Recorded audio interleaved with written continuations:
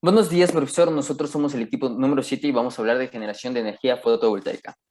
En múltiples ocasiones se ha escuchado hablar de energías renovables, de energías alternativas, pero todo se ha hablado de manera superficial. Es momento de adentrarnos en una de ellas, y en esta ocasión, energía fotovoltaica. Vamos a conocer un poquito de su funcionamiento y su importancia en México. Bueno, desde 2011 México ha tenido un gran avance en la implementación de fuentes renovables para la generación de energía y en la actualidad la energía solar ha venido creciendo generando en 2020 un total de 5.629.5 megawatts, lo que equivale al 4.3% de la energía total producida.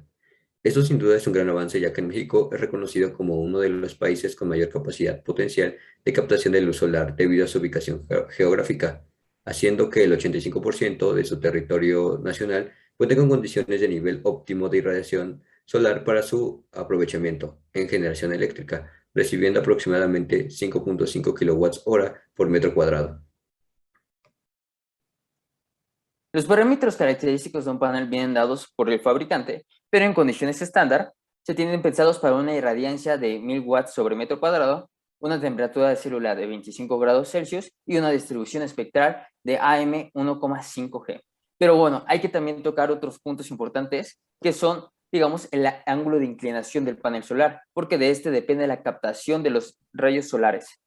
Cuando el rayo solar va perpendicular al panel, se tiene la máxima captación de luz, mientras que cuando se encuentra en paralelo, se tiene la mínima o nula. También es importante mantener los paneles a bajas temperaturas, porque esto aumenta la eficiencia de su funcionamiento. Y bueno, otros factores afectan, como puede ser unas nubes que no permitan la máxima captación de la luz. De acuerdo, para entender el funcionamiento de un panel solar es necesario ver sus curvas características, es decir, corriente voltaje en rojo y potencia voltaje en color azul. Comencemos por entender la curva de corriente voltaje. Se tiene en primer lugar una corriente máxima o corriente de cortocircuito. Para entender esto veamos el circuito de la derecha. Supongamos que la resistencia toma un valor que tiende a cero, es decir, hay un flujo libre de corriente o electrones. Por tal, al no haber resistencia se tiene la máxima corriente. También se cuenta con un voltaje máximo en la gráfica. Este es el voltaje de circuito abierto. Para este se toma la consideración de que la resistencia toma un valor que tiende al infinito, es decir, hay un flujo nulo de corriente o de electrones. Es como si se tratase de una batería. También tenemos la curva de potencia. La potencia resulta de la multiplicación corriente por voltaje. Nótese la función de potencia, que esta comienza con un crecimiento lineal para en un punto de inflexión comenzar a decrecer. Este punto de inflexión será nuestro punto de potencia máxima. Se tiene igualmente una corriente de potencia máxima y un voltaje de potencia máxima. Se recomienda no superar el 80 a 90% de estos parámetros para mantener al panel en condiciones ideales. Para analizar el comportamiento de las características eléctricas de los paneles solares, se hicieron 5 simulaciones con condiciones diferentes. El primer caso consistió en una conexión simple en el cual se obtuvo un valor de 20.99 volts para el voltaje máximo y 4 amperes para la corriente máxima. Estos valores más adelante permitirán comparar los efectos de las conexiones en los paneles. En el segundo caso, cuando los paneles solares están conectados en paralelo y trabajan al 100%, se obtuvo un valor de 20.99 volts para el voltaje y 16 amperes para la corriente máxima.